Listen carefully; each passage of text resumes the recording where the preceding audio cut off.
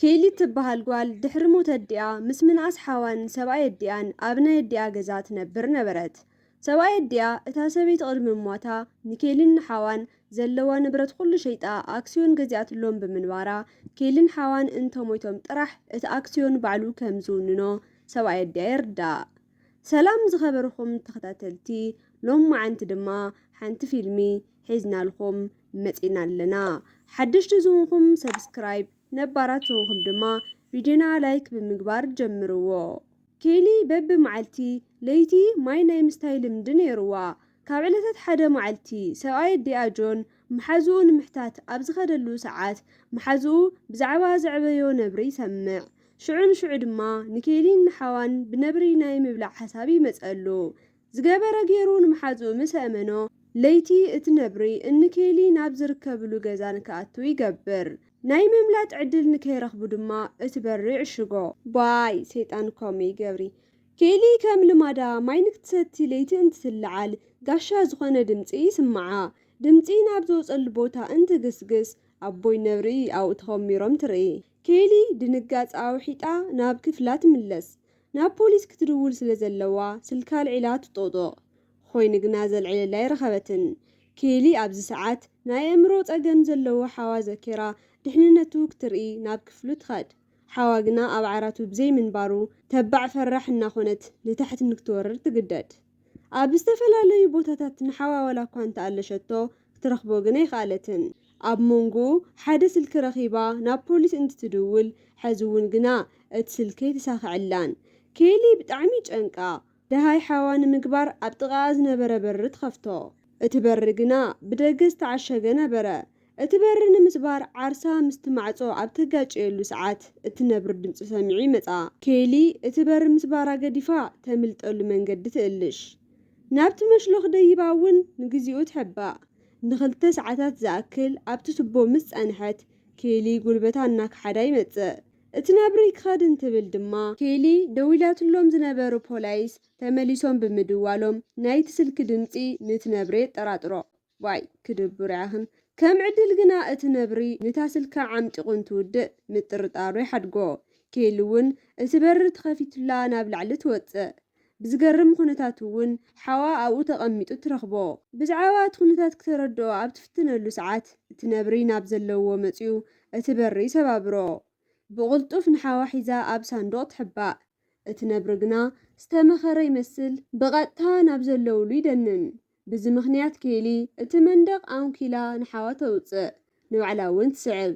ኮይኑ ግና ሕዚ እውን ዘተኣማምን ነገር ብዘይብህላው ናብ ሓደ ተስሓቢ ቀሪባ መሳርሒ ጥይት ተውፅእ። ሓዋ ኣብኡ ንክፀንሓ ነጊራ እናተንቀጥቀጠት ናብ ክሽነ ትኸይድ።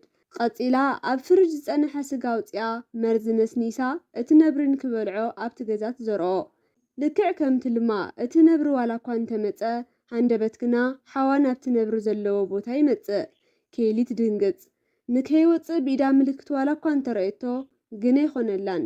እቲ ነብሪ ቀሪቡ እቲ ስጋ ይበልዖ። ንኬሊ ከይረኣያ ብቕድሚታ እንትዘርውን ኬሊ እቲ ዝሓዘቶ ጥይት ትኩስ። ብዘሕዝን ኩነታት ግና ኬሊ ናይ ምትኳስ ልምዲ ስለ ዘይነበራ ትስሕቶ እኳ ዳኣስ ንክኽተላ ኣንፈት ትህቦ። ኣብ ትሕቲ ጠረጴዛ ኣትያ ነቲ ነብሪ ተስሕቶ። ኮይኑ ግና እቲ ምስኪን ሓዋ ኣብ ሶፋ ተቐሚጡ ፊልም ክርኢ ይጅምር። ኬሊ ብጣዕሚ ትጉሂ ነቲ ነብሪ ቀስ ኢላ ኣብ ዘለዎ ትቆልፎ። ቀፂላ ኣብ ሶፋ ንዘሎ ሓዋ ክትስሕቦ እንትቐርብ ብፅፍዒት ይወቕዓ በለው።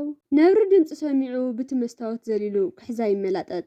ኬሊ እውን ንሓዋ ሓዲጋቶ ብመስኮት ገፅ ንዘሎ ዕንፀይቲ ሰቢራ ካብቲ ገዛ ክትወፅእ ከኣለት።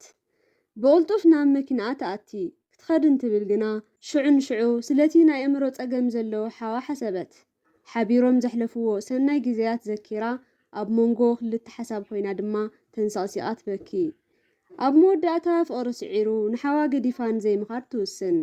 ስለዚ ድማ ናብቲ ገዛ ተመሊሳ ተኣቲ። ሽጉጥ ኣልዒላ እውን ብቐስታ ትንቀሳቐስ። ሓዋ ኣብ ፀግዑ ኮይኑ እናተንቀጥቀጠ ነበረ። ኬሊ ናይ ሓዋ ድሕና ምዃን ብርትዕ ፈጠረላ። ተስፋኣ ተሓዲሱ ድማ ናብ ክፍላ ብምኻድ ኣብ ሓደ ዕንፀይቲ ሽግ ትሰርሕ። ነቲ ሽግ ሓዊ ሒዛ ድማ ንታሕቲ ትግስግስ። እቲ ነብሪ ዘሊሉ እንትመፅእ ኬሊ እቲ ሽግ ሓዊ ትሰደሉ። ብዚ ንእሽተይ ቁጥብ ይብል።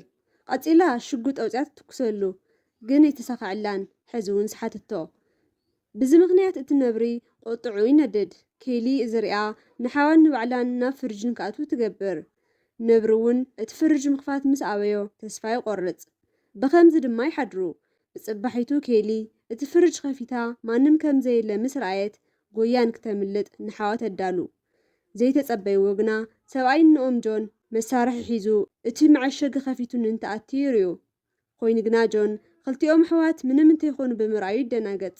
ሽዑ ኬሊ ኩሉ ነገር ናይ ትልሚ ከም ዝነበረን ሕዚ ዝመጸውን ሬሶኦም ክእክብ ብምሕሳብ ምዃኑን ትርዳእ። ጆን ከም ትልሙ ኩነታት ብዘይምኻዶም ዋላ እኳ እንተሓረቐ ብዝሓዞ መሳርሒ ቀቲሉ ስርሑ ንምስላጥ ከም ዘይረፈዶ ንዓርሶ እሚኑ ናብ ውሽጢ እንተኣቲ ሃንደበት እቲ ነብሪ ዘልዩ ይነኽሶ። ናይቶም ለዋሃት ሓውን ሓፍትን ስቃይ ኣብቂዑ ድማ ካብቲ ገዛ ሸሊኾም ይወፁ።